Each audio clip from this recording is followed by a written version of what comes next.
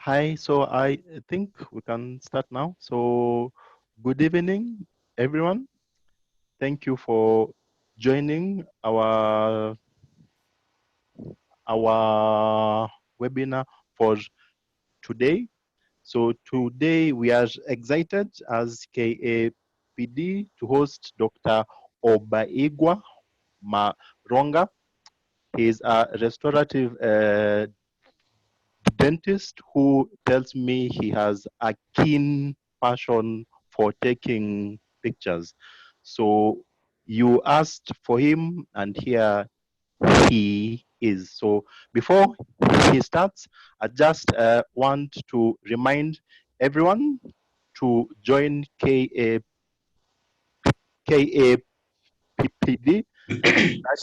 It is open for everyone. If you are a pediatric dentist, a general practitioner, an intern, a student, everyone is welcome to join us. So I will share the details of joining towards the end of the webinar.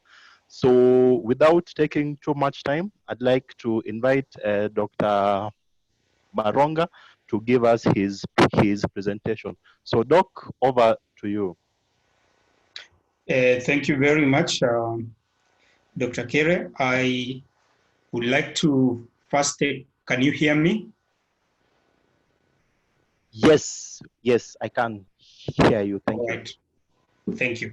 I would like to take this opportunity to thank KAPD and especially you, Dr. Kere, for inviting me to share with my colleagues something about digital dental photography.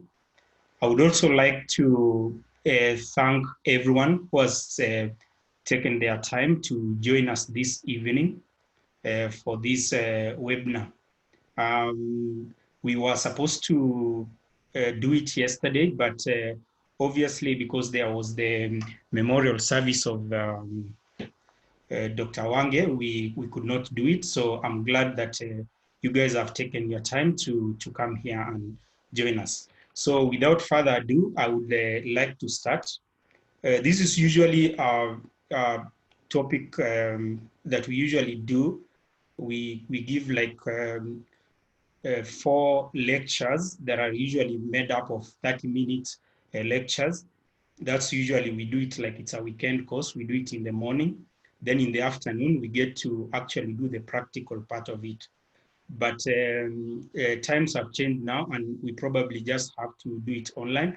I'm sure we are able to pick up a few things. Then when circumstances allow, we can always be able to meet up and probably do the practical part of it. Just to introduce myself, my name is Dr. Godfrey Maronga. I'm a restorative dentist. I qualified from the University of Nairobi in 2009, and I proceeded to do my master's in South Africa in the University of Western Cape from 2017 to 2019. And my graduation was this year, April. So obviously that was a virtual graduation. So without further ado, I would just want to go straight to my presentation. So the aim of this webinar is actually to make dental photography easily understandable. And I would also like to encourage the use of dental photography in everyday practice, because from time to time I get people who are asking me to give my input on something, or maybe I want to also consult a colleague. I find that a picture is worth 1,000 words. So if I'm able to do a picture it means that I'm able to easily communicate with my colleagues. So if we use it in everyday practice, if we understand it and use it, it will be such a wonderful thing. Now, just specifically about the objectives that we would want to look at is we would want to understand the principles of exposure. That's taking a picture, the uses of these pictures in dentistry. We'd like to briefly mention about the legal framework that is involved during taking and how we use those photographs. Then we would like to know the ideal characteristics of a digital dental image. Then it will be good for us to know, for you to do an ideal image, you would like to have the right equipment for that job. Then once you have that tool, how you set it up so that you are able to do good intraoral and extraoral photographs that can be able to be used for the purposes that we look at. We'll also want to know what views are considered sufficient. And this is especially when you are doing like a portfolio or a case presentation for either publication or for academic purposes. So the first question I would like us to answer is what dental photography is. So what I see in front of, what you see in front of you on your screen, that's a beautiful photograph of a beach. So what you can see, that's a sunset, and you can see how beautiful that is. So what you can pick from there is that dental photography is not necessarily very different. The principles that apply in dental photography are the same ones that apply even when you take the other pictures, only that the setting is different. So digital dental photography can be said to be capturing. You capture images and then of patients' images, and then you capture them and store them in an electronic form. So that's the difference between digital and analog. And the advantage that digital photographs give us is that besides them being instant, they are more versatile because you are able to probably enhance some features that you want to enhance, or it can help you to manipulate it if you wanted to, not necessarily to distort the actual image, but to get more information from that picture. The legal framework, we have to understand that patients are entitled to their privacy, so confidentiality must be maintained at all times. So if we are involved in doing pictures where we show the patients, if we are doing extraoral views, we must be able to conceal the patient's identity by maybe blocking out the eyes, unless absolutely necessary, and if the patient has given you their express permission to use their pictures for the purpose that you are using them for. Otherwise, then that would be grounds for malpractice.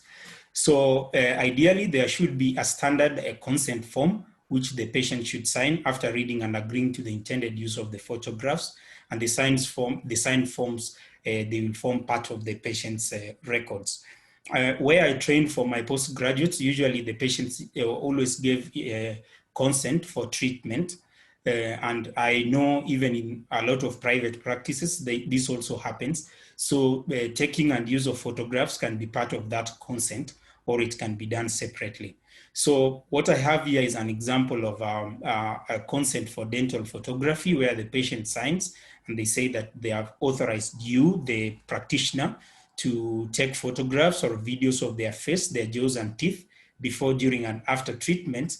And the patient allows you to use them for dental records, for dental research, for dental education, including lectures, seminars, and demonstrations, and professional publications such as journals and books, and also for marketing, which can be in websites, printed material, or patient education.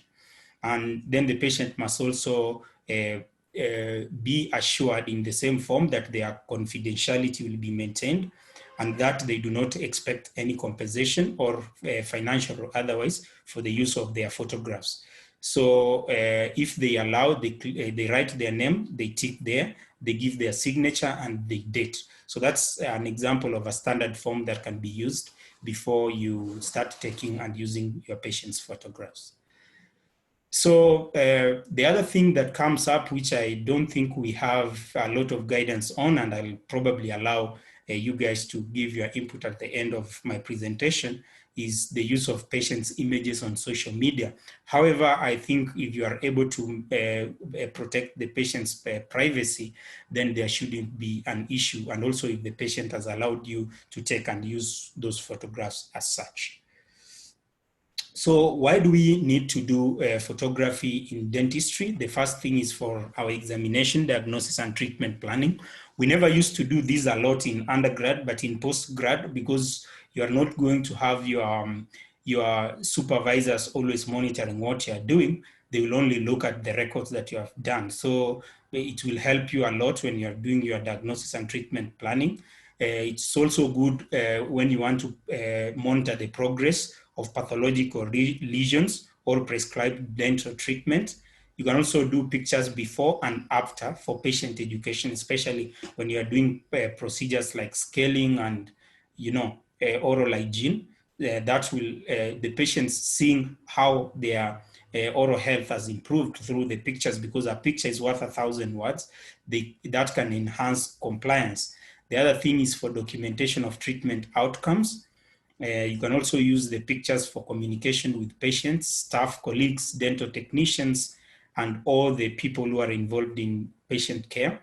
They can be used for medical legal purposes if need arises, for record keeping, for dental forensics, especially child abuse. Now that we are talking in KAPD, that will be very important, especially when you suspect child abuse, because some of those features will not be there, especially by the time you will be required to maybe appear before law enforcement to probably give expert testimony. So those photos will come in a big way.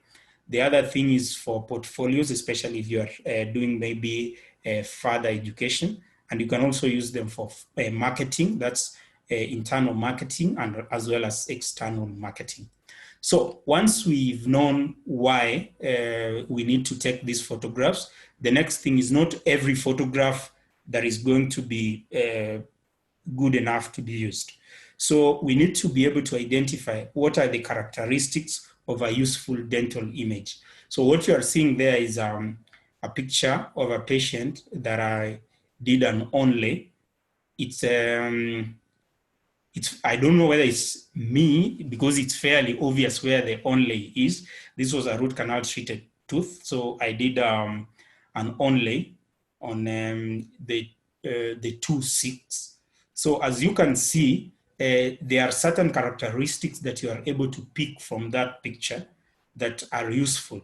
And those are, you can see clearly the details there, and the color scheme. You can even be able to tell what the health of the gingiva for that patient is. So the characteristics of an ideal dental image is basically that it should be able to reproduce with fidelity the actual condition of the facial and oral tissues represented in the image. So it must have the correct color rendition. It shouldn't be too bright or too dark, and it must also be of sufficient resolution.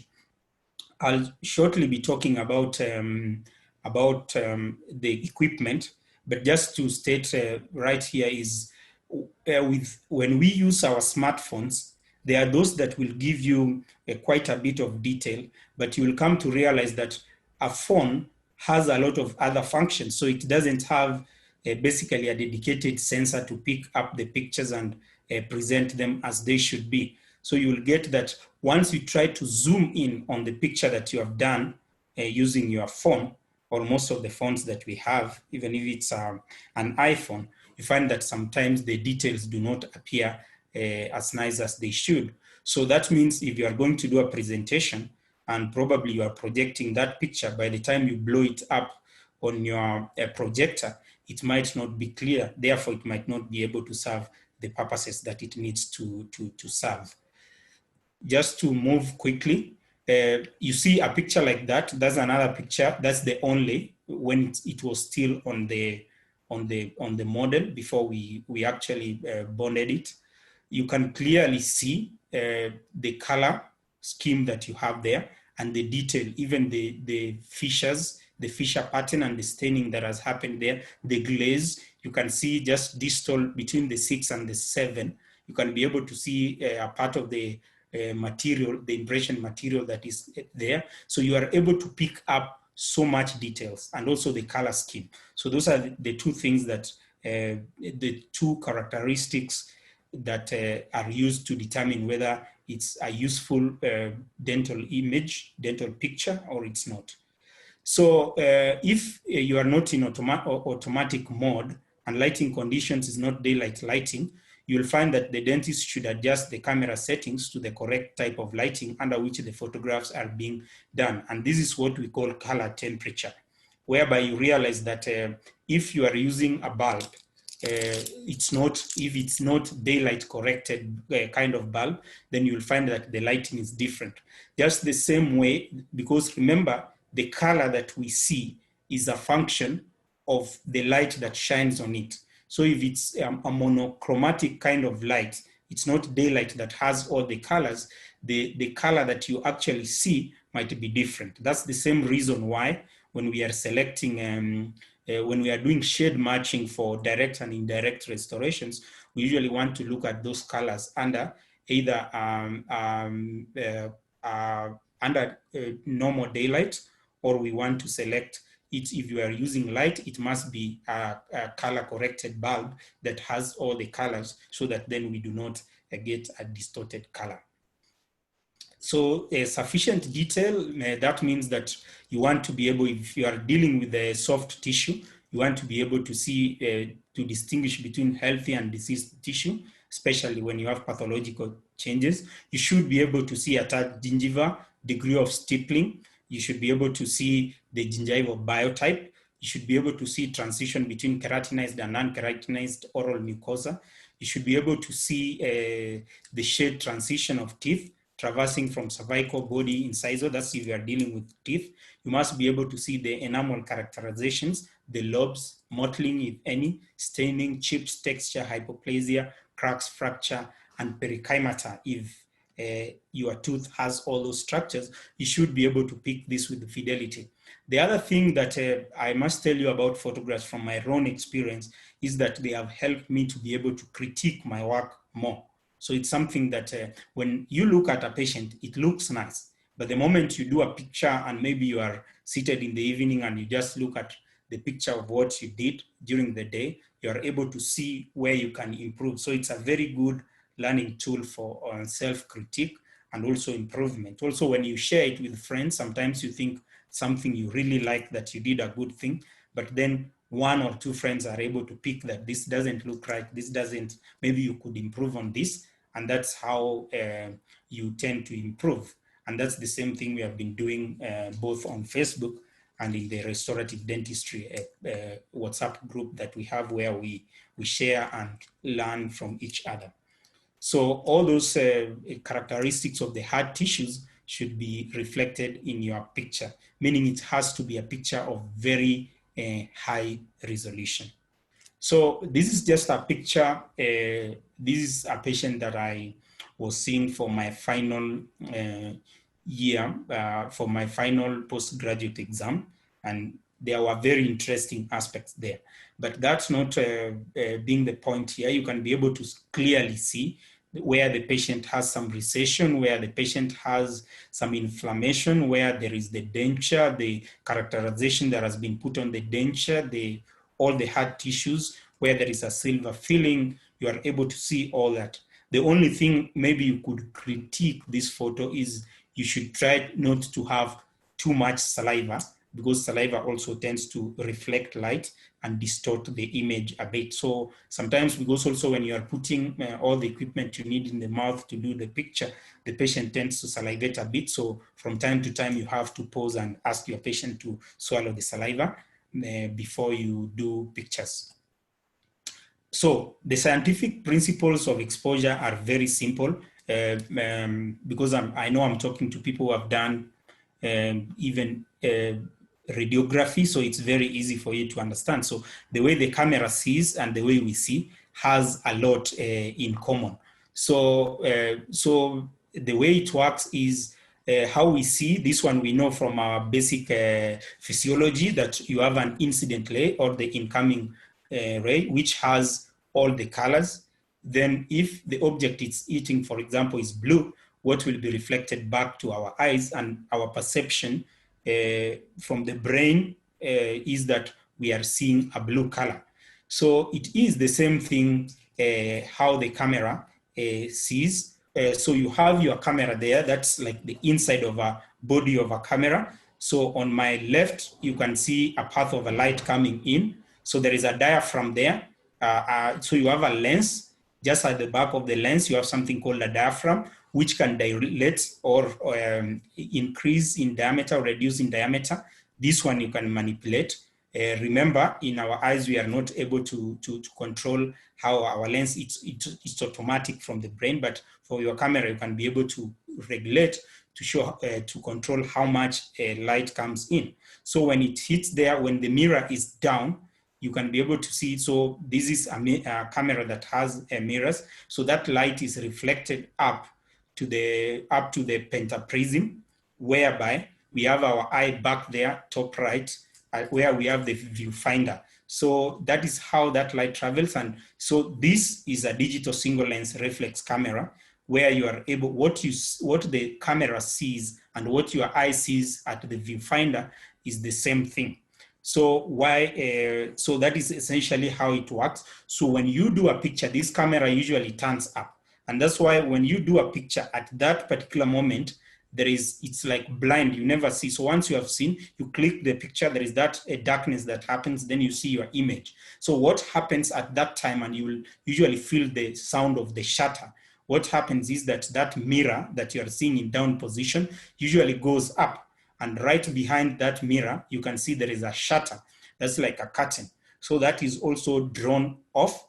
And what happens is that the light that is coming from the object hits the film. Actually, for digital, it's not a film, so it's the sensor. And then the sensor is able to capture that image, and you are able to see it. So that's why it's called a digital single lens reflex camera. So that kind of movement that occurs of the mirror going up, the shutter clearing off, and the light that is coming from the object hitting the sensor, that is that kind of activity which happens the moment you take a picture. That's what gives it the name of digital single lens reflex. It's digital because, unlike the old cameras that were using film, this one uses a sensor. So for you to be able to do the job, you need to have the right tools. So what you can see there on my top left, those are lip retractors. At the center, you have a camera, and that camera has a camera body. It has a macro lens, and it has a ring flash. And we are going to look at those components separately and see why they are important. Then on the top right, those are cheek retractors. Bottom left, you can see that is that's called an occlusal mirror. If you do a bit of photography, videography, especially if you want to capture the patient's smile characteristics, especially for orthodontics, and if you are doing like a lot of aesthetic dentistry, you might want to do videos to show the height of the smile. Then you need that bottom center, that's a tripod. And what we have on the bottom right, those are studio lightings, especially when you are doing photography for extra-oral views. So what kind of camera? I'll start with from there. The camera body, what you need is a digital single lens reflex camera, and that is the ideal one. The good thing is this, you are able to add a lot of accessories to it, just like we'll see shortly. There are a lot of others that are not recommended. You can have a single lens reflex, but this one is not digital, meaning you have to use film, and it's not as versatile, and it has been bypassed by time. You can use intraoral fiber optic cameras like the ones that we have next to our dental chairs. They are good for patient education, just to show them quickly where a cavity is, but you cannot use those for publication and everything because it doesn't have the right kind of color scheme, and it doesn't capture the exact details that you would like to show if you are publishing, and if maybe you are doing a presentation like this. But for quick patient education, that's okay. Point and shoot cameras, like very low end, these small compact cameras that you can put in your pocket. So the problem with that is what the camera sees, because it's a mirrorless camera, what the camera sees and what you see is different. So you cannot be able to use that for dental photography. It will give you very low resolution pictures, which are distorted. Mirrorless cameras, they are very compact, but not applicable because you cannot be able to attach the macro lens and ring flash. Bridge cameras, medium format cameras, and smartphone cameras. I know there are some people who, and some other things that you can add onto a smartphone camera. But if you are going to decide to do like very good photography, you cannot be using your smartphone. Besides, when you whip your phone out of your pocket and you tell your patient you want to do a picture, it really doesn't portray that image of a professional. I see all the times when I get my camera bag and assemble the things and tell the patient what I'm going to do, I think they come to appreciate that as a professional, you are also dedicated to the kind of work that you're doing. And when you do very good pictures, even the patient's confidence in what you are doing tends to increase. So if you are going to remove your phone from your pocket, the patient is not sure whether you are calling or you are going to take their picture or you are going to share it on WhatsApp with your friends. So that tends to sort of put your image not at a very good. You can start from that, but move towards getting a camera to do your pictures. But you can start from smartphones, but please move to getting a camera for your digital dental photography. The other thing is a good smartphone that will give you good resolution, like an iPhone, wouldn't cost less than what a camera would cost. And besides, I don't know if there is anyone who has used their phones for 5 years or so, but the camera that I have currently, I think I bought it in 2014 or 2015, and I'm still using it. It's working perfect. I only moved on to get the macro lens and the ring flash. So please just try and get camera. This is an example of a camera body. So you can get a medium level or an entry level camera. If you are doing either, usually I recommend either Nikon or a Canon. Either can work nicely. So if it's a Nikon, you can do either D3300, D3500, D5500, and if you have some money, you can go even up to D7500, D7700. That will set you back about 70,000, but you'll get a very good camera body, which then you can buy a macro lens and the other accessories as you go along. But even with the camera itself, you should be able to get good pictures as you plan to put the other things in, because they are quite costly. So the macro lens, what the macro lens does, it's different from the zoom lens that will usually come when you buy the camera. So the special lens, it has a fixed focal length, unlike the zoom lens, which goes mostly from 18 to 55. This has a fixed focal length that is specially adapted to capture and record minute details. So people who do insect photography, flower photography, dental photography, this is your kind of lens that you are going to use. It's called a macro lens. So it's quite heavy. And how to differentiate an ordinary lens from a premium lens is even the weight itself will tell you that's different. But for your kind of work, you need a macro lens, and the range for dental photography is usually anything between 90 and 105. So don't go beyond that and don't go less than that. So this is what is recommended for dental photography. And that's an example, like that's what I have. You can get a macro lens. So if you have like, make sure the camera body that you have when you are purchasing the lens, make sure it's one that is compatible. So I know Sigma and Tamron do produce for Canon, the lenses for Canon and for Nikon. So you can be able to get either of those, but make sure that it's something that is compatible, 90 to 100, either 90, 100 or 105 millimeters. So the other thing that you need to have is a ring flash. So what the ring flash does is that it shoots from, so it fits around it fits around the macro lens. So then it has light from both sides. So it puts the lens at, right at the center. And what it does is that it eliminates any shadows because the optical axis of the lens is right at the center of that light. So it helps to remove any shadows that you might have. So adapting the macro lens to the ring flash, there is usually something called a hot shoe on the top of the camera. So that's where you will fit it. So it also comes with, you'll need to have separate batteries for it. The other thing is that then you fit it onto the macro lens, which you will need a ring flash adapter. So that's our ring flash, and that's our ring flash adapter. Then with that kind of armamentarium, so you have your camera, your ring flash, and you have your macro lens. The next thing you need to have is cheek retractors. You can use lip retractors, but they might not go all the way back. So you get a pair of lip retractors like this one, then like what you are seeing at the bottom, then cheek retractors, then you are able to do your pictures. The other thing you need to do is you'll need to get occlusal mirrors. There are occlusal mirrors. They are those that show on the buccal aspect, on the lingual aspect, depending on which part you want to do. And you will get that the sizes are also different. So this will help you when you are doing like a picture or a maxillary, because what you'll do is you'll do your picture into the mirror. But remember now, when you are going to present that, because it's a mirror image, you will have to flip it either horizontal or vertical so that you are able to get the exact image that you have in the mouth, because it's a mirror image.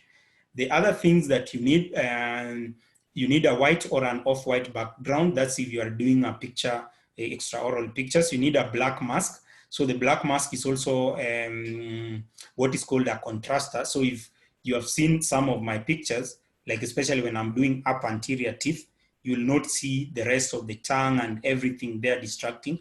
So you get a black mask, or you get what is called a contraster. You place it behind those teeth, then you are able to focus right on those teeth, and the background is not distorted. Tripod, studio lighting, and a light box. What you have here is a light box. What this will help you to do is, if you have like appliances for, especially for the pediatric dentists and orthodontists, the appliances that you make, and if you want to do good pictures of those appliances, maybe on the cast or before you deliver them to the patient, you can do a picture of those. So use a light box. This is usually a cheap item. If you go to AliExpress or Alibaba, you can get it for about 1,000 shillings delivered to your door. What you'll then need to do is you set it up. It has a light around it, and it has various backdrops. So depending on the picture that you want to do, the color scheme that you want to use, then you can be able to use that. So there is lighting, and at the top there is a hole whereby you can be able to do your picture. So that picture has very high clarity, because then the influence of shadows is eliminated. So exposure is the next thing we need to talk about. So exposure could be described as the amount of light that is allowed to pass through the lens to fall on the film. And in this case, it's the sensor, because we are doing digital. The exposure has to have the right amount of light too. So too much or too little light can affect the kind of photograph that we have. And if you have too much light, you will end up with an overexposed picture. And if you have too low, you will end up with an underexposed picture. And this is the same thing that happens even when you are doing X-rays, only that now we are talking about light. So there is something like underexposure and overexposure.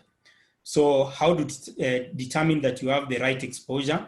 That is a lot of details, which I'll probably jump over that, because I'll give you the exact settings that you need to do when you are doing intraoral photography or extraoral photography. So the three settings that you are going to control on your digital single lens reflex camera, the first thing is the aperture size, and this is expressed as f-stops. The next thing you control is the shutter speed. That's the time that shutter is open and closed, and this is expressed in fractions of a second. And the sensitivity of the sensor to light, and this is expressed as ISO. So just to look quickly at the aperture, Remember, I talked about light coming in through the lens, and then you have a diaphragm there. So that diaphragm, what it leaves at the center there, that's where the light passes through to reach our sensor, and that's what is called the aperture. So you can decide to reduce its size or increase its size depending on how much light you want to allow to come in. And this is expressed as f-stops. So we will start with an f-stop. Usually for dental photography, the macro lens will have from 2.8 and it can go up to 30 or 30 something. What you need to know is that the higher number shows a smaller aperture size, while the bigger number shows a larger, while the smaller number shows a larger aperture opening. That's basically what you see there. So those wings, when you control from your camera body, that adjusts how much that opens. So, and as I've said, this is called f-stop. So, and it goes all the way up to 32. So I will tell you exactly which amount we need to, or which figure we need to use for when we are doing intraoral and extraoral pictures. So what the f-stop is also going to have, it will have a secondary effect on the depth of the field. The depth of the field means that direction. So if you are doing front teeth, if you have a very large, say a number like 3, 4, 5, or 10, as opposed to having 30 or 32, your depth of focus will not be so deep. So you'll see like your picture, if you are doing a picture of front teeth, when you go to the back, if you have a very large opening, you end up, that's a very low f-stop, you end up with a blur to the pictures at the back, to the teeth at the back. So when you are doing intraoral pictures, you need to have an f-stop that is as high as possible. So that's essentially what I'm trying to show. So if you are doing like extraoral pictures where you don't have too much depth that you have to show, then you can do with a picture, the picture that I'm having on the right. While if, and that means you have a very low f-stop, meaning the aperture is very widely open. While on the left, you can see the aperture is very narrow. You have a high f-stop and the depth of focus is much, and you are able to see things more at the back there. So it's the same thing, especially if you are using a microscope. For those of my colleagues who either use dental loupes or a microscope, any form of magnification, you will understand very well when I talk about the depth of focus or the depth of the field. Because if you are using loupes, there is an area that you'll be able to see. If you move out of that zone, then everything tends to become a blur. And that's basically the same principle. The shutter speed basically is talking about that curtain that I talked that is in front of, once the mirror lifts up, that curtain that is in front of the sensor, how long does it remain open determines the amount of exposure. Because if it remains open for a longer time, you are going to get more light coming in, and you might end up with a picture that is either correctly exposed or overexposed. So the shutter speed is usually expressed as a fraction of a second. So you have a quarter of a second, an eighth of a second, and all that. So for dental photography, we usually use 1/100 to 1/200 for intraoral and extraoral photography. So that you are able to set on your camera. And for the f-stop, I've said if you are doing extraoral photography, you can do up to extraoral photography, you can use an f-stop of about 10. If you are doing intraoral photography, go as high as you can, 28, 32, even more. The other thing, so this is just what the effect of, if you have like a moving object, if your shutter speed is very fast, that's like 1/200 of a second, that is going to show like everything is frozen in that moment. So you cannot be able to see that water is moving. But if your shutter speed is very slow, you can actually be able to capture that effect of movement. So this is just to demonstrate, but for dental photography, we are usually not doing pictures of moving objects, but just to understand that the shutter speed affects the amount of exposure that we have. The other thing is ISO. It's basically the sensitivity of the sensor to light. And you want it to be sensitive, but you don't want it to be extremely sensitive, because if it's extremely sensitive, it tends to have what we call noise. And that is, you will see what looks like grainy what you can see on my image, you can see what's on the right. There is that a bit of grain. That's when you have an ISO that is very high. When you have an ISO that is sufficient, and in dental we use an ISO of 100 to 200, then you have an image that is clean, like the one that you see on my left side. So when you are photographing indoors, it's recommended to increase the ISO, say, to 200 from 100, because remember, indoors it's a bit dark, so you want your sensor to be a bit more sensitive. But don't take it very high, because you might end up with an image that is grainy. I'll just skip this. So in dentistry, what we want is a sharp focus, a high depth of field. So we always need to use the highest aperture, f-stop, as I've said, so that we don't have the teeth at the back being blurred.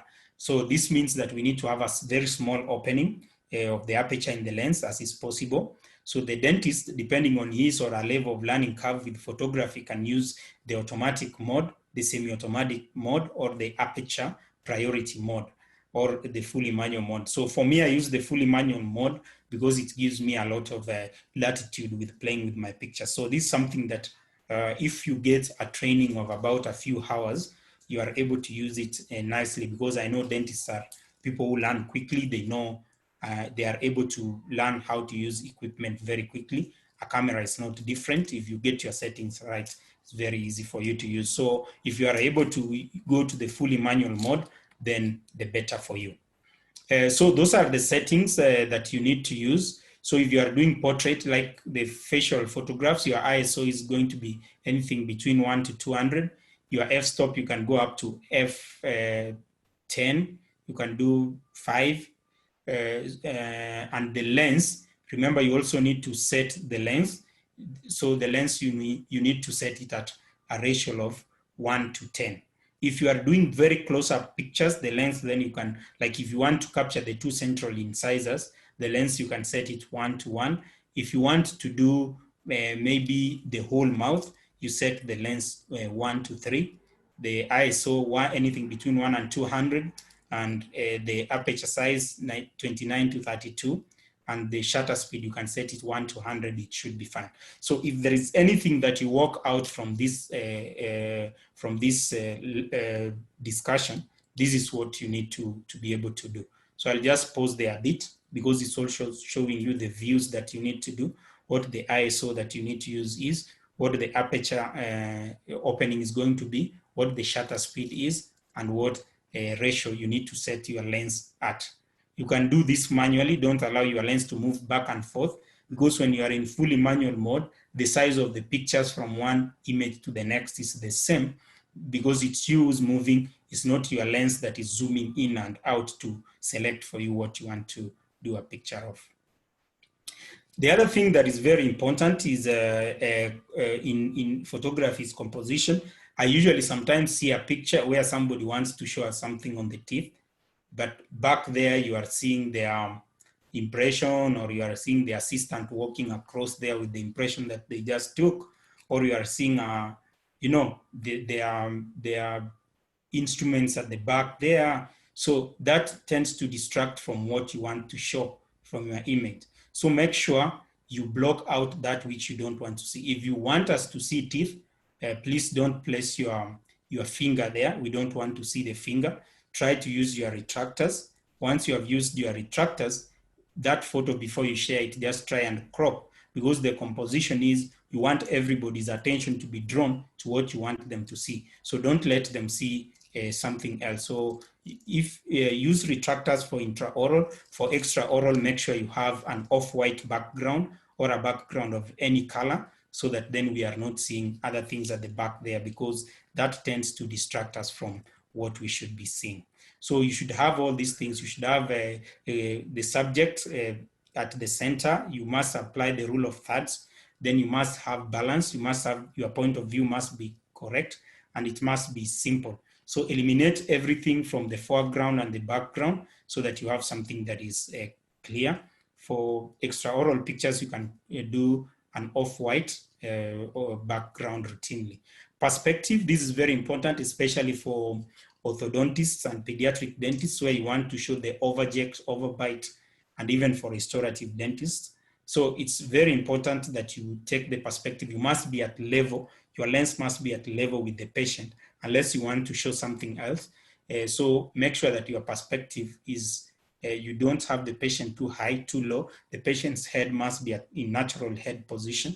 Then you are able to get the correct perspective. You see, those are three different pictures of the same subject, but the perspective, the first one on the left, the person taking the photograph is too low. The second one, the person is too high and the subject is low. And the third one is the one that has the right kind of perspective. So it's important for you to be level with the patient so that you are able to get the right. And when you are doing the picture, you can clearly see there is a triangle, not a triangle, but a rectangle that will show you under specific point. So make sure you use that. You'll see that in your viewfinder when you're doing your picture. So unless you intend to show a particular aspect and emphasize it, all exposures should be made with the dentist level with the patient, if possible. The focal point, make sure you have the rule of thirds. So the focal point is positioned using the rule of thirds for visual balance. The moral relationship is the focal point in lateral intra-oral view. So when you are doing a lateral view, please focus from the focus on the molar. If you are doing a front view, you can try to focus either on the central incisors or on the lateral incisor. So what views are considered sufficient? You have one full face, 3 smile views, 3 retracted views, that's 3 close-up views. Then you have your 2 occlusal views, and that makes the 12 views that are considered sufficient. So what are the settings for our macro-lens? The ratio of the macro-lens, you have 1 to 10 for full face. Full smile, you have 1 to 2. That's when you want to show like all the front teeth. And if you want to just show maybe only the central incisors or the lateral incisor, you do 1 to 1. And if you want to show the full upper arch or full lower arch, the macro lens should be set ratio of 1 to 3. And those are the standard views that we have. On the top, we have a lateral views on either side and a central smile view. The next row that follows there, you have an upper occlusal view. On the right, on the same row, you have the lower occlusal view. What you see there is the full face, and then you have the retracted views that follow there on the right side, then the left side, and the front view. Then what you have on the bottom, those are excursive movements. It's important for you to do that, especially in restorative dentistry and prosthetics, and even in orthodontics, where you want to tell us whether the patient has a group function or the patient has a canine guided occlusion. So taking photographs is very basic. You need to, once you have your settings correct and everything is set, you need to do, there is something called a Goodlin method, whereby you set, you spot, you rock, and you roll. So what that means is you have set everything correctly. The next thing you do is you move in and see where you get the clear image. Then try to move back, try to move forth, and see where you get it. So that's what rocking is. So you spot your image, move back and forth, then you rock and roll, and then you do your image once you have it in clear view. So the full face, I've said what kind of ratios you need, and I've shown you that the focus, you should focus on the patient's nose.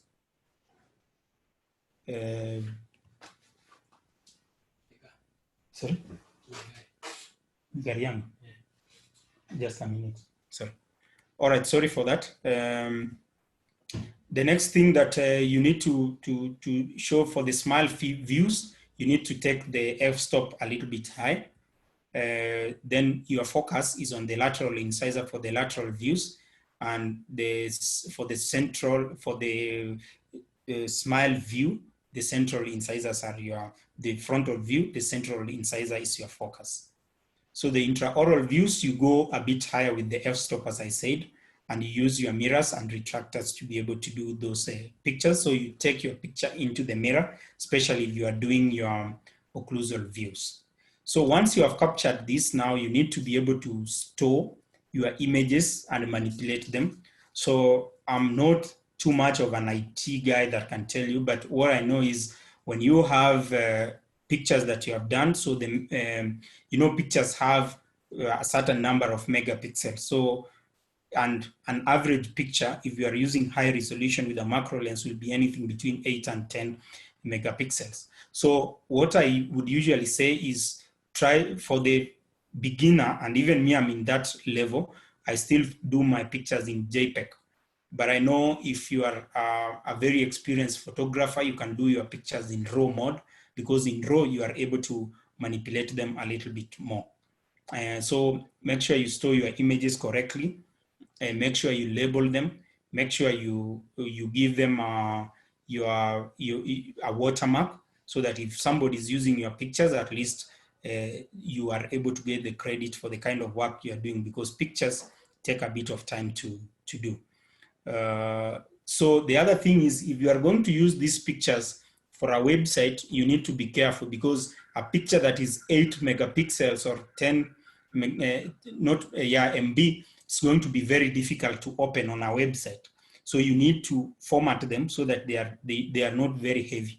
Otherwise, if somebody goes to your website and the pictures are taking very long to open, they might not stay on your website for very long. So this you can do for publication and everything. But if you are going to have pictures that you are going to use, then you need to make them a little bit light on your website so that they can open quickly. About RAW and JPEG mode, I think I've said that. The other thing is the software that people use to treat their pictures, sort of. There is Adobe Lightroom, there is Adobe Photoshop, and all those. I would try to discourage as much as possible. Remember, you're trying to communicate the real situation of what you have. So it will not be prudent for you to edit your photographs too much, because that is unethical. You need to have your pictures as real as they should be, with just minimal cropping, rotating, flipping, and having your photo there, and maybe placing your watermark. So excessive editing of dental photographs to make the situation look better than is realistically achievable runs a risk of unmet patient expectations. You'll show a patient how good you can do masking. You have used your Photoshop to edit the picture. You end up not getting, so you overpromise and then you underdeliver, and the patient might not be very happy. So I just end with that. I know we always like to celebrate our heroes and those who have made a mark in dentistry. So this evening, I would like to recognize those two heroes that both of you know very well, or that all of you know very well, Dr. J.J. Masiga, and you can also see Dr. Tom Ochola. Thank you very much, and I look forward to further engagement. Thank you. Thank you, Dr. Maronga. I apologize, I wasn't able to make the start of the presentation, but I really enjoyed listening to all of you. I'm a keen photographer myself, not always clinical, but in a lot of other things. So it's always nice to get an update on, the aperture and depth of field and shutter speed and things like that. I'm going to go to some of the questions we have. The first one I think you have answered. It's from Dr. Sheikh, and he was saying about raw pictures and how it can be processed, but you've already talked about processing in Adobe, Photoshop, or Lightroom. The next question is, are dental photographs admissible evidence in a medical legal case? And which pictures are relied on, the processed pictures or the raw pictures? How do you have any insights you can share with us on that? I think dental pictures, as I've said, dental pictures form part of the patient's records, and they should be admissible in a court of law. What is important is, I say, and that's why I explained that do not try to edit the photos too much. So just the only thing that is allowed to be done on a dental photograph is cropping out, like if you had retractors and your fingers, you crop that out. And maybe if you did a picture of an occlusal view, then you can be able to flip that so that then you get, you remove it from being a mirror image to being the exact image. Otherwise, they should be admissible because they are part of the patient's records. Thank you for that, Dr. Maronga. And just from my perspective, I'd also like to add that with a lot of these programs, Photoshop, Lightroom, when you do edit the photos, it actually has a history of step-by-step of what you've done. So if you are to actually submit the photo, they can actually see all the editing that has been done to it. So something to bear in mind. Yeah. The next question is from Dr. Deep Mysurya. I think people will be wanting to buy cameras, and the market is filled with cameras, and not all DSLR cameras are the same. Kindly help us understand about sensor size, so crop sensors and full sensors, and megapixels. So just to answer my good friend, Dr. Mysurya, if you want to buy, I said, if you want to buy a camera, because of the support and the accessories that you need, I would actually recommend that you stick to Canon and Nikon, because those are widely used cameras. So it's easy for you to get the components and even the maintenance service should you require anything. When we talk about the sensor size, there is what they call a medium format, full format. So that depends on that tells you the grade of the camera that you have. So for like what I have is a medium format and not a full format. So the full format ones are extremely expensive. That's the sensor size. And those are the ones that are used by professional photographers and even in newsrooms. So you might not be able to go the full frame. That's the full frame sensor size, because that might cost you an arm and a leg, maybe almost millions of money, which you don't need to have. So if you have a medium format camera for the sensor size, it should be okay. So I say the Nikons from 30, usually there is like the D3300, D5500, D7500 is the maximum that you can go for dental photography. In terms of the megapixels, remember that is how the camera is, the sensor, how many squares it has there for you for capturing the image. So the higher the megapixels, the better you have. But remember again, you need to have all these other accessories to help you to capture the detail that you have. And remember, it's not just the number of megapixels, but also the quality of the megapixel or the pixels that you have. So every pixel that you have there on the sensor tells you how big you are, or if you have more, it's better, but also if you have a better quality, is better for you. Okay, thank you very much, Dr. Maronga. It was very insightful. The one thing I understand from what you said, you're obviously a Nikon guy. I am a Canon user. So if you're Both looking are good. if you are looking at Canon cameras, Dr. Mysurya, I would suggest something like the Canon 70D, Canon 80D.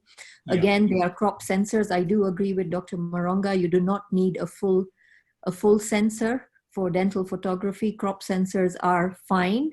And just remember, with the crop sensor compared to a full sensor, you are getting a 1.4 times magnification on your image as well. So that is something that the crop sensor does. So just something to bear in mind. But with the sort of photography we're doing, it doesn't really make a difference. He has got one last part of this question, Dr. Maronga, which I think is also important to answer. He says, how is it in some cameras, the viewfinders don't show exactly how you think the photo will come out? Yeah, so just to answer that one quickly, I did tell you that they are digital single lens reflex cameras, and there are point and shoot cameras. So point and shoot cameras, the viewfinder and the lens are not connected. So remember, the lens is what's going to capture the image, to allow in the light so that it's captured, so that the image is captured on the sensor, while the viewfinder is what you see. So, so a point and shoot will not show you exactly what you are seeing. The image will not come out clearly as exact replica of what you are seeing. But if you are using a digital single lens reflex, I think there is a picture that I showed of the camera body and the inside, is that the viewfinder and the lens are connected in a digital single lens reflex camera. And that's the one that you need to use. So avoid mirrorless cameras, bridge cameras, point and shoot cameras, and you should be able to see an image and capture it as it is. Thank you. I totally agree. And I think also, and I might have missed this part of the lecture, Dr. Maronga, but usually when we are taking photos of patients, we're looking through the little, you know, not at the picture, but at the through the little place. I guess that's called a viewfinder. But yes. it's all, and this, from my experience, it's all dependent on the settings of the camera. So your aperture, your shutter speed, because if you know, you'll press it, but you won't realize that your aperture or shutter speed is wrong. And that's where you then end up with the problems where the image looks different. Is that correct? Yeah, that's true. Yeah, that's true. So I think if somebody is thinking about using digital single lens camera with a ring flash and a macro lens, then you need to have your settings right, as you correctly stated. So it will be important for you to have the settings correct. And I think I had a slide that showed what the shutter speed should be, what the aperture should be, and what the ISO should be. Then you should be able to get a picture that has the correct exposure. Thank you. I have a couple of questions from Dr. Noah, who said, thank you for a lovely explanation on composition and perspective. Can you please explain what you mean by lens ratio? So what you will find is on your macro lens, you will find there are ratios that are, I don't know if, I wish I could show you my macro lens. There is a ratio there on the top, and that sort of tells you how close you are going to be to the subject when you are doing the picture. So if you are doing like a ratio of 1:1, you are actually very close to the subject, and the image that you are going to show is only a very small, like maybe the 2 central incisors. While if you want to show the full face, then you have to do a lens ratio of about 1:10. And that means that you are going to step a little bit farther away from the patient. So that is the measurement between yourself and the subject that you are doing the picture. And her next question is, when doing photographs on the orthodontic mirror, you invert it using the regular photo apps available, or how do you do it? Let me look at that again. When doing photographs on the orthodontic mirror, you invert it using the regular photo apps available. Yeah, you just need to flip it around. Once you are editing it and cropping, you just need to flip it. So you actually need to flip it horizontal, then it should be fine. Perfect. Thank you very much. The next question, what is the rule of 3 or the rule of thirds? So the rule of thirds is basically you are trying to balance the subject of your picture in the center. So you sort of have to divide your screen. You have your screen divided into like 9 squares, where you have three squares down, 3 squares across, and you need your subject to be at the center of that. So make sure it's not too much to one side, not too much to the other side, so that your focus is on what you want us to see. So it's basically balancing your picture at the center. All right, great, thank you. And and I'm sure you touched on this. Do you recommend using the grid on the viewfinder when you are taking pictures so that you can maintain this rule of thirds very easily? Exactly. You'll see there is a grid that actually comes in your viewfinder, so you can try and focus to have your subject right at the center. So it will usually show you a small dot where your focus is. So try to have that at the center so that then you are able to get to follow the rule of 3. Thank you very much for that input, Dr. Perfect. The next question is, and this is from Dr. Kate Maundu. She says, thank you very much, Daktari. This session was very long overdue. Which brand of ring flash would you recommend? So the brand that you'll use of the ring flash will basically depend on the camera body that you have. So make sure it's a ring flash that is compatible with your camera body. I know if you have like a Nikon, for example, me, I have a Nikon, you'll get their lenses that are called Nikkor. The thing is they are quite expensive. So if you are able to afford that, they are good lenses that you can get. But if you are not able to afford that, then there are other good quality lenses. I know like the Nikon, and even for the Canon, there are others like from Tamron, and there are others from what's the other one? It keeps it Sigma. So you can get Sigma. those. They should be able to work nicely. But if you want, you can. But make sure it's something that is compatible with the camera body that you have. Next question from Dr. Kushil Natwani. Thank you for your presentation. My question would be based on shade selection protocol and communication with the lab. How do you prevent light reflection on the middle third of the tooth? Also, can you comment on the use of a polarizer? I think the most important thing is if you have your tooth not having too much saliva and your tooth not having, it's not too dry, it's not too moist. Remember, the time you need to select your shade is before your tooth preparation. So that's the right time to do the picture and communicate with the lab. And what you need to do is when you are selecting the shade, make sure you have the shade tab next to the teeth and also showing with which shade it actually is. About the polarizers, I would probably throw that question back to you, Dr. Parv, so that you answer that. Because I don't use polarizers. Dr. Maronga, I think you're assuming I know a lot about this when I don't. I don't think polarizers should be used in dental photography because I think one of the things, and this is one of the really important things that you said, is the dental light should not be on. And secondly, if you're using a good DSLR camera with a ring flash and with the correct settings, you should be able to capture exactly what is in the patient's mouth. I like the idea of what you said about keeping the teeth dry because obviously saliva will reflect the light. And sometimes it could be also the positioning. Like you said, if you're too high up or too high down, then you might be getting light at angles that you don't need it. Light is a very important thing. So it might be that you need to look at the lighting in your clinic to see if that's causing a problem as well. You know, in terms of how you're taking the pictures, maybe you need to find a different area of taking the pictures where there is a neutral light. Exactly, or you probably get a bulb that is color corrected or use daylight somewhere. Exactly. So I think I can't think of anything else, but I don't think I would use a polarizer because you will just change the shades of the teeth by doing that because you're just changing the way the light enters the camera.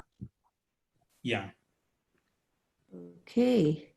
Next question. When taking extra-oral pictures, the common way to hide the patient's identity is to blur out the eyes. What about a scenario where the eyes are involved, say in a pathology, and you need to showcase that? How do you go about that? You let the patient know that you will not be able to protect their identity and that you'll use the picture as is. If they allow you to use that, then you can go ahead and use it with their express permission. If not, then unfortunately you cannot be able to use that picture. So you have to get the express permission of the patient, and that confidentiality might not apply.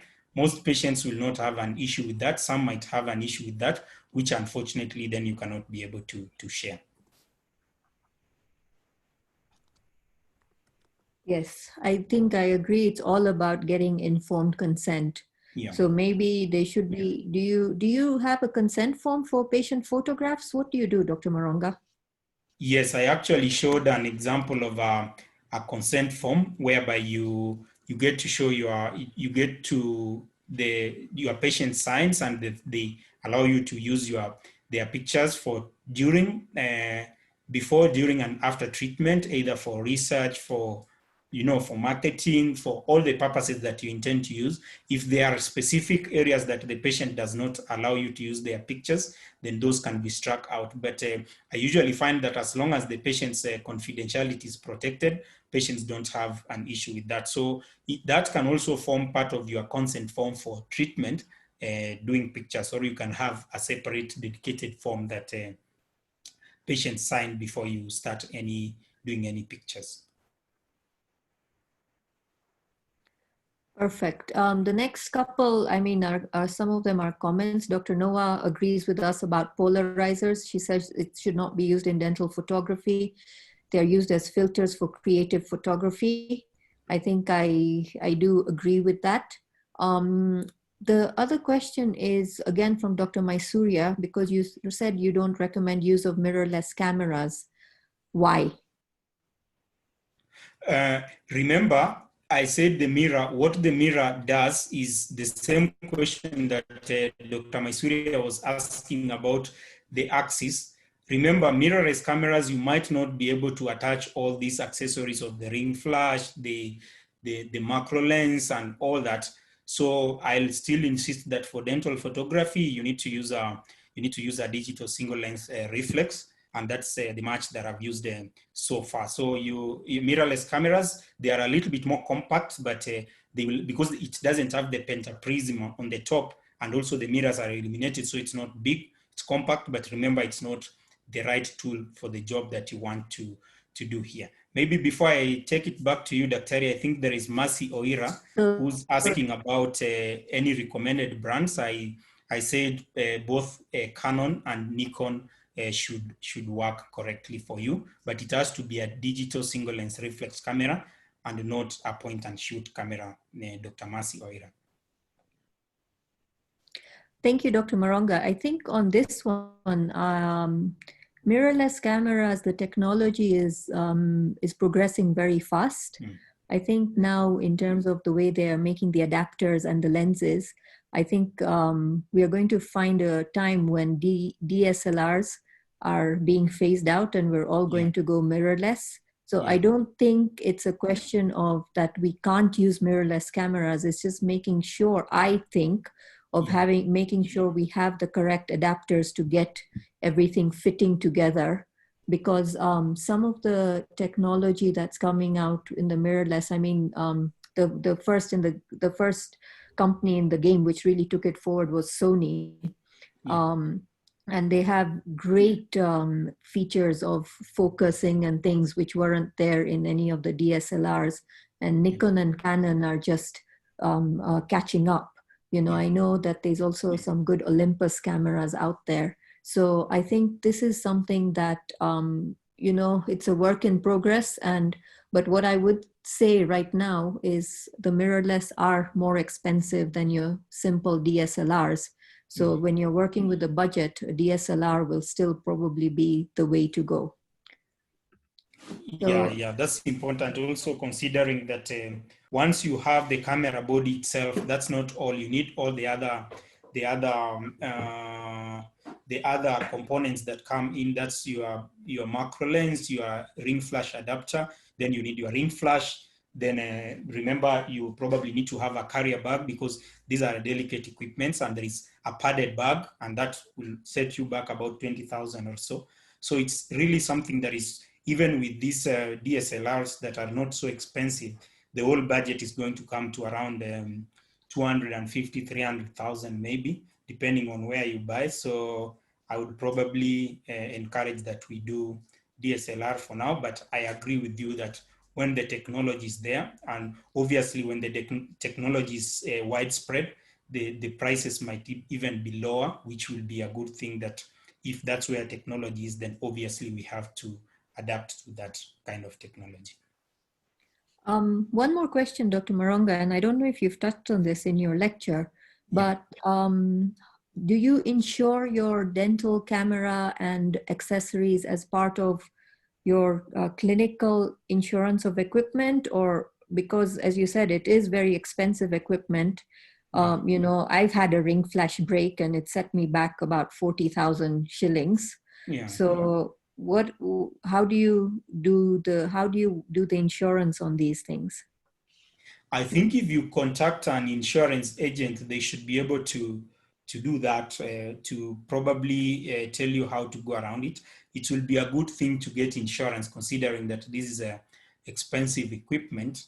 And I think for maybe if it's someone working from one practice, so you don't have to carry it all around. So the premiums might vary, because like for me, I travel a lot between Nairobi and Nakuru, and sometimes I have to use my camera in both sides. So probably my premium might be higher than yours, seeing that probably you use it just in one practice. But it would be good to get that insurance, because it's quite something expensive and they are delicate items.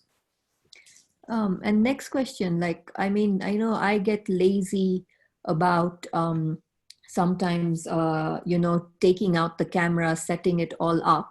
So what do you have a system that once you're at work, you've already got your camera set up so that when you've got a patient, it's not like you've got to put everything together and you've just got it out ready to take photos? Yeah, it depends on the kind of cases that I have, and if I want to do pictures. But usually it's very simple, and I see it's the same question that Dr. Masi Oira is asking again. If there is training, usually if you are able to train your assistants, I know our assistants, if you have assistants who are good, they are able to do a lot of work, and even setting up the camera and doing pictures is something that they can be able to set for you. Currently at Lions, I have a dental student who she's rotating there and, shadowing me, and we are working together. So I actually showed her how to assemble the camera. And the good thing is the young people are very fast. So if I tell her to assemble the camera, she's able to assemble the camera in a record 2 minutes, or disassemble it in 2 minutes. So really, it's not a hard thing to do. You can be able to do if you want to. The only problem is if maybe I'm doing a huge composite buildup, sometimes I find that because I have to unglove, then retract, take pictures, sometimes it takes a bit of time, but it will be easy for you if you are able to train even your assistants to do the pictures as well. The other thing is I've seen like a very high-end aesthetic practices, like I know of Dr. Mark Bose in Cape Town. He just does, he has almost like a dedicated multimedia team in his clinic that will do the pictures for him. So, and they know exactly which view to do. So he sees if he likes the photo, then he proceeds with the procedure. I know that's quite expensive to do, but if you can train your assistants, then you are able to do they are able to do your pictures. But yeah, you can set up your camera at the beginning of the day, you do your pictures, and at the end of the day, you just store your camera. You only need to carry your SD card for you to put it into your computer, and probably store your images under your patient's folders. And that you can either have someone doing it, or you can do it yourself.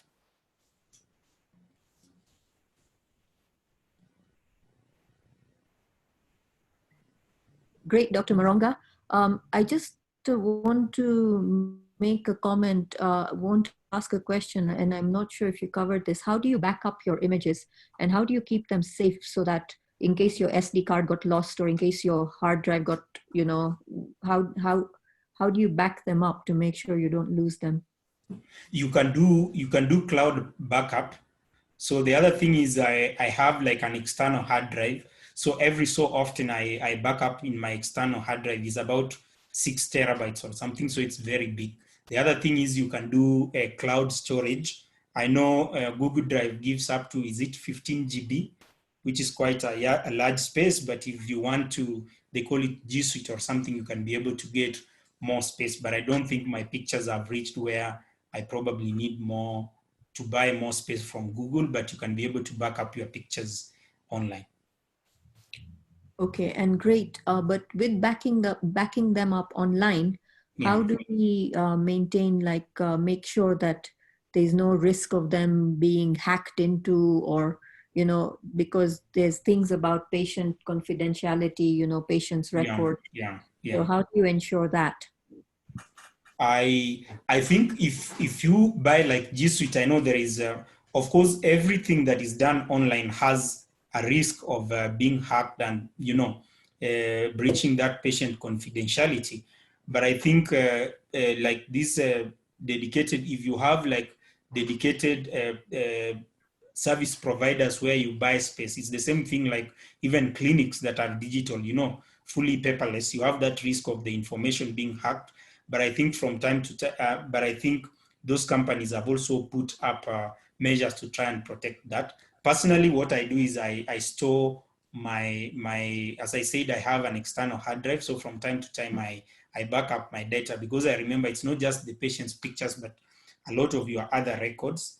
I remember when I was almost finishing my studies, my postgraduate studies, and my computer crashed and I almost lost everything. I was only lucky that I had backed up that. So, and some of the data was able to be retrieved. But it's good for you to either have an external hard drive that is safely kept at home and explore and see what is the, how good the safety of your patient's records is if you have to go to store them online.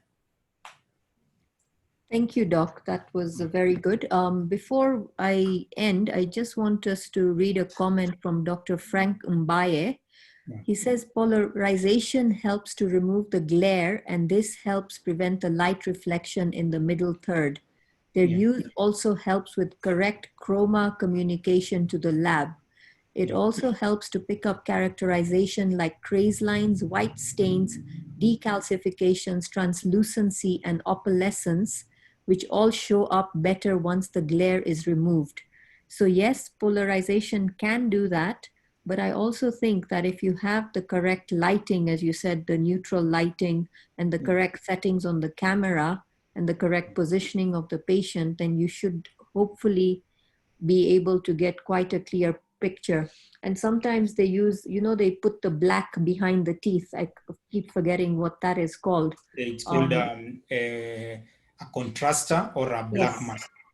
So wouldn't that also help with things like with that situation? Because there are obviously, from what I gather from this lecture, there are dentists who are using polarizers, but I have been on a lot of dental photography courses, and these are very renowned people, and not a single one of them has recommended use of a polarizer.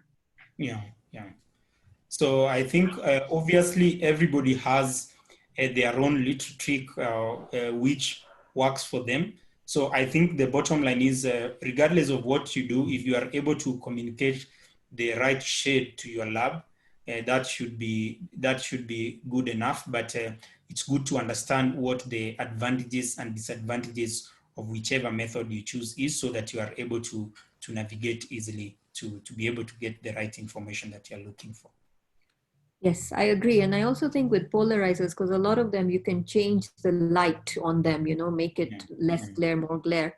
So it takes a while to learn how to use it and get used to it to make sure you don't get the wrong image. And Dr. Mysurya has also added that reflections can be avoided by soft boxes. I'm not very familiar with soft boxes, so I'll let you comment on that. Me too. I don't think I'm very familiar with that, but I would agree that I have not used them, but I know that they should be able to prevent those kinds of reflections that you see. So what was like, I remember, because in the University of Western Cape, we used to have a dedicated department, not department, but faculty photographer. So he had those soft boxes. So like the flash, it doesn't flash the flash directly on you. So it has that soft box. So yeah, those reflections are prevented. And even when you go like to do your portrait picture in a studio, you'll see that they use those soft boxes. So yes, I'm not very familiar with their use, but I've seen them being used. And clearly when you see the quality of pictures that comes out is it looks good. What I don't know, maybe what somebody might tell us is how you can actually use soft boxes for intraoral photography, because it might be a bit tricky. So maybe for extraoral photography, yes, but for intraoral photography, I'm not very familiar with that. Yes, I agree. Like from what I know about soft boxes, I would agree that I think it's probably more with extra-oral photography. I, I see there's a lot of questions on, not a lot of questions, but the discussion around polarizers. So I decided to do a Google search on it, and I think it's something I need to read up on a little bit more because there does seem to be a lot of things on it. So something for us to do, Dr. Maronga. Exactly, yeah, we should look into that and see what it is about. Yes. Yeah, So I I see think, someone else here says that just disappeared. Someone was talking about the diffusers and the soft boxes, and I think Noah, he was agreeing that indeed that is for extra oral and portrait photography, the soft boxes should be able to work fine, but I think they have limited use in intraoral photography. yes, I thank you, Dr. Moronga, for a very, very good presentation. I think a lot of people are definitely interested in taking good photos of their patients. And I think more and more it's becoming important to have patient photos as part of their medical records, Yeah. you know, in terms, and also not only that, but in terms of treatment planning the patient. So it's not just also about before and after, but it's also when you're trying to treatment plan the patient to Exactly. actually have it as part of that. Yeah. So I think the only thing I would say from this is that hopefully when all things to do with COVID are kind of settled down, I think KAPD needs to look at organizing a hands-on and maybe Yeah. a hands-on in a clinical setting so that people can actually see how it's done, you know, in the clinic. Exactly. Yeah. Yeah, I ever did such a course in Emerald Dental Clinic in Nairobi. I think that was sometime in 2018. And what we'll usually do is, having done the lecture, is it's good to have groups of few people. Then it's like maybe 6 people. Then people can pair up once these issues of maybe less than 10 people, so that each person gets an opportunity to actually do a picture of another and get all those challenges, their hands around the camera and everything. So it becomes easy. So for sure, a hands-on course will be a good thing to do. Limited numbers per session, so that everybody gets an opportunity to actually practice to do pictures. Then it will sort of give people a good start to their clinical dental photography.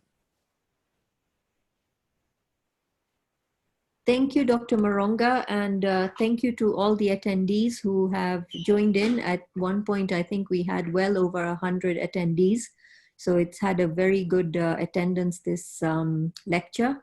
And thanks for joining us this evening. And I think we're going to now say bye and have a good weekend.